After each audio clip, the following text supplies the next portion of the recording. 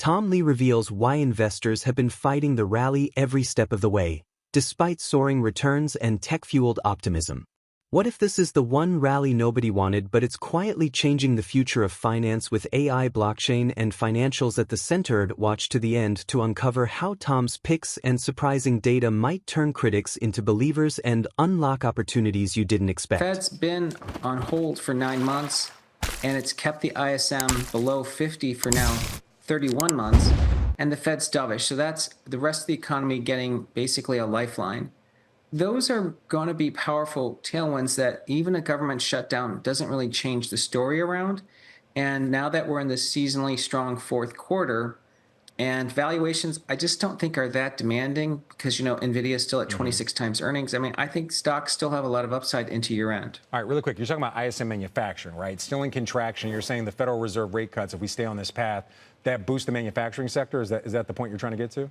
Yes, that's right. Okay. So the manufacturing sector has been cautious for 31 months, the longest stretch below 50 in history. And, that's business confidence. It's highly correlated with earnings growth. So I think once that moves above 50, that means we're back in expansion mode, and it's good for financials and small caps, and the tech trade continues. So I think it's a broad-based rally. I think a lot of people think it would be good for transports, energy prices. I think, as you mentioned, it would have impacts across the board if we see a boost in U.S. manufacturing.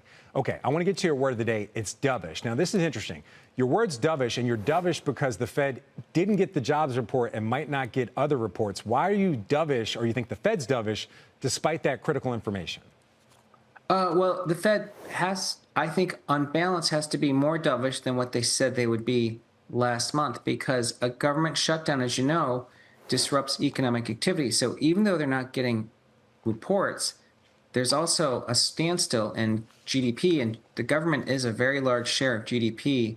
On top of that, it causes confidence to be weaker. A shutdown makes people nervous, and so the Fed will have to be even more dovish, and I think that's why stocks can rally even more than they have already. All right, you're also looking at seasonality. You alluded to it earlier. According to your data, since 1950 in Q4, we see just about an average rise of about 5%.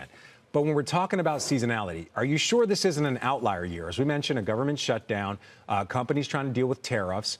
We're seeing a trade war between the U.S. and China continue. It hasn't quite been resolved yet. I mean, aren't there some issues that could maybe shake the seasonality here? Yes, that's right. I mean, seasonality is just a base case. So things can make it different. But this year, we're going into the fourth quarter where sentiment, I think, is still really muted. If you look at things like AAII net bulls, it's barely positive. After a 30% rally in stocks, historically, you'd be solidly positive on a 20-week moving average of that number. Investors have really been skeptical this entire rally. That's why we call it the most hated V-shaped rally. All right, I'm going to get to your pick as well. Your pick for us today is financials. Now, is this on the idea that the Fed is dovish, rate cuts help, boost the yield curve, and that helps financials, or is there some other reason that you're saying that you would put money into financials right now ahead of earnings? Well, I think financials have also fundamental tailwinds because we know the Fed is going to be dovish, which is helpful for economic activity. But on top of that, AI is a tool that the financials industry can leverage. It's going to help them root out fraud. It's going to help make their businesses more profitable. And it's something we've talked about at Fundstrat, which is the financials may end up getting technology valuations, especially given blockchain and moving from traditional financial rails onto blockchain and becoming more efficient. All right. You're also a big believer in Ether. So you're saying financials companies especially, you say, are building on Ether. Is that a tailwind somehow? The fact that they're building? Oh, sorry. Did I cut you off? Yes. Yeah, absolutely, Frank.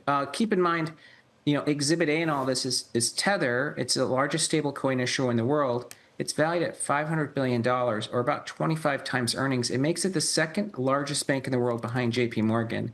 And it shows you that by building on the blockchain, a business can really reduce cost and be a lot less employee intensive.